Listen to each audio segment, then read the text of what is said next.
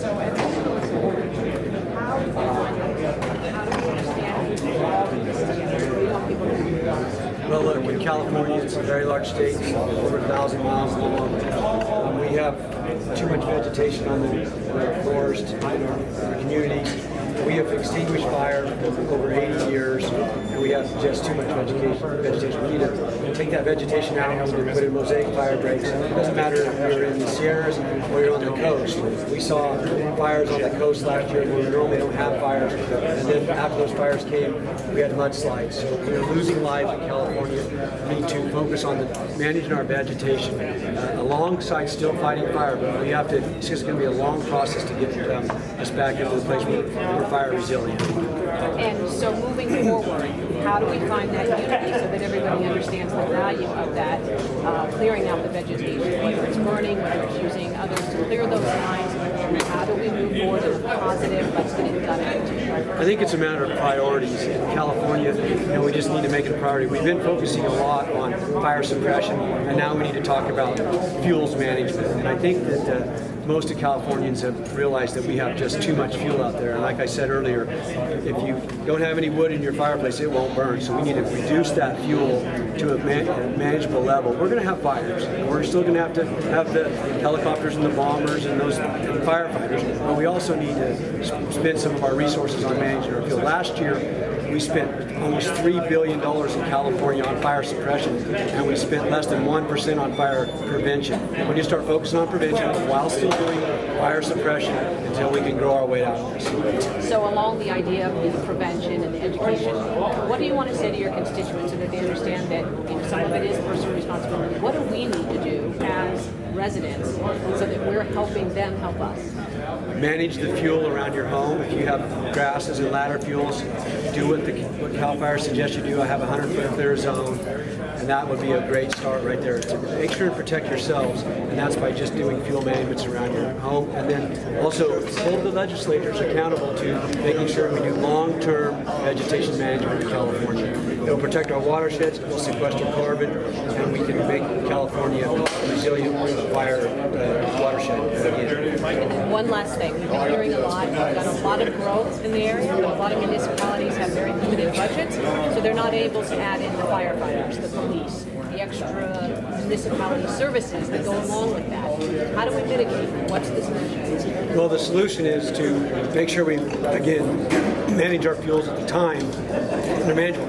Right now, you don't want to go out there and try to manage fuels because you can actually start a fire while you're doing it. You need to do it in the spring. You need to work with your local. But outside of the management of vegetation, how do we address budget issues from municipalities that are facing shortfalls, but yet we continue to have growth, but fire departments can't grow because it's no budget? Well, and at the local level, there's abilities to be able to do mill and roost districts and assess yourselves. And when you put developments in, make sure that the resources are set aside so that you can do those managements. And that's one thing that I think we have an opportunity to do in California. Okay, great. Thank you. Appreciate it. Being assisted by brought resources from the Bay Area and Northern California to assist us in not only road control points, but also roving patrols within these affected areas to patrol them. And we recognize that some people didn't evacuate. We recognize that within these areas there may be the criminal element, but then also it seems to be the criminal element seems to infiltrate some of these areas. And we've had reports of thefts and burglaries, but we've also made a number of arrests. And these people are in jail. They'll be fully prosecuted to the fullest extent of the law by our district attorney. What's the number of arrests? I didn't say the number of arrests, but I said that there has been a number of arrests, but I don't have the exact count. Excellent. Thank you, sir. You bet. Take care, and I do have to go. Absolutely. Stay safe out there. Thank you. If I could just get you to start with the spelling of your first and last name. Yes, it's 750 District 1. Well, Perfect. Now, what can you tell me about your and your office's response to the fire? What are some of the steps that you folks are taking to try to improve the situation or put your constituents in this? Something came up last Friday and Saturday. To find out who the incident and I had a chance to go out on Saturday morning and look at the devastation of the fire. We're trying to do a lot of coordination, so we've been rebalancing our staffing to make sure that we can handle all volume of constituents and issues and try to be a connector. you've got a problem and you need service, we want to make sure that we can connect you with whoever can help you, whether it's prescriptions or medications, whether you need more Yeah, that's the writing part. I'm glad that I was able to be here today. I'm also encouraged that the government that we're working Give your guys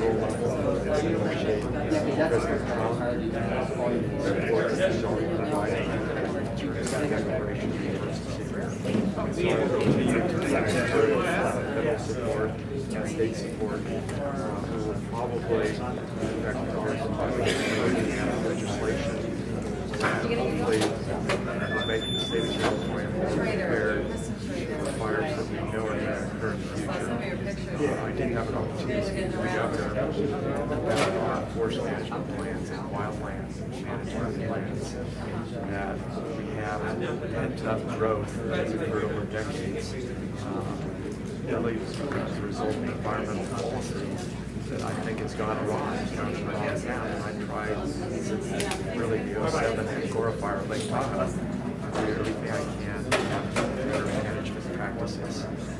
Many of the forests in the state of California have many as 500 trees per acre. It's well balanced, healthy forest should have 70 to 100 trees per acre. So we've got a long ways to go. We think the governor is working with us. We need to engage the logging industry. We should be doing more select cut of our forests and also wildland management in terms of undergrowth that's occurring. Have you surveyed the fire damage yourself yet? Yes. So what do you make of it? Oh, it was like a war zone. We drove through Keswick, for instance. There was virtually, at least what I saw, nothing left. And so I just want to make sure that we're doing everything we can for those who have been devastated in the worst way. Imagine going back to your community and nothing's left. Lost their life. Two firefighters that were in the path of what appeared like tornado-like effect. It was very scary to see the level of winds. The projected was over 143 miles per hour. And to see Jeremy, the local firefighter who was in his truck, and that truck got thrown 150 feet. These are very, very tough fire conditions to operate in. So we want to do a full investigation of what created that. I think much of what we could be doing, though, is the preventative side of the equation. What are we doing in terms of managing our wildlands? Taking a look at where development is occurring. I don't have a problem with that development occurring in areas that are more wildland oriented. We want to make sure we have a safe fire plan and there is real management of that surrounding defensible space. Excellent, sir. Thank you very much. Do you have any contact info in case we